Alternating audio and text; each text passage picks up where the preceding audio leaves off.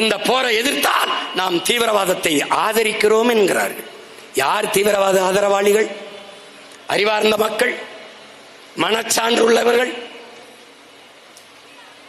பணம் மதிப்பிழப்பு, பணம் செல்லாதென்றால் தீவிரவாதம் ஒளிந்துவிடும் என்று சொன்னவர்கள் யார்? யார்? பிறகு எப்படி புல்வாமா மாவட்டத்திலே தாக்குதல் நடந்தது?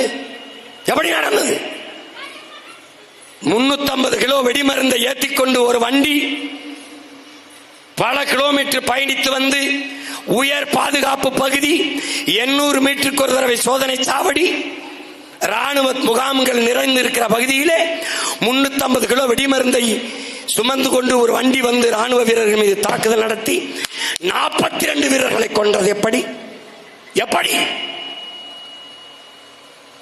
அப்ப என்ன சோதனை நடந்தது? ஆதார் கார்டு எதற்கு இந்த நாட்டிலே? சொந்த நாட்டு குடிமக்களை நம்பாது நாட்டின் பாதுகாப்பு என்ற ஆதார் கார்டு, ஆதார் அட்டை, கண்ணின் கருவிழி, கைரேகையை பதிவு செய்தீர்கள். எதற்காக? நாட்டின் பாதுகாப்பு. என்னையே எதற்காக? நாட்டின் பாதுகாப்பு.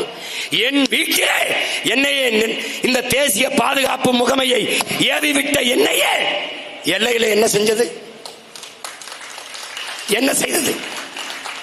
எல்லாரிடத்திலும் ஆதார் கார்டு.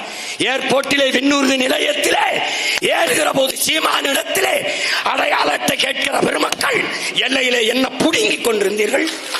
என்ன பண்ணிக் கொண்டிருந்தீர்கள்? என்ன பண்ணிக் கொண்டிருந்தீர்கள்? ஒரு பகல்காம் சுற்றுலா தலம், பல ஆயிரம் மக்கள் கூடி கலைகிறார்கள். 30,000த்திற்கும் மேற்பட்ட மக்கள் கூடி கலைகிறார்கள். பாதுகாப்பு இங்கே கேட்டால் அது சுற்றுலா தலமாக மாற்றியதே எங்களுக்கு தெரியாது. இது பதிலா? இது பதிலா?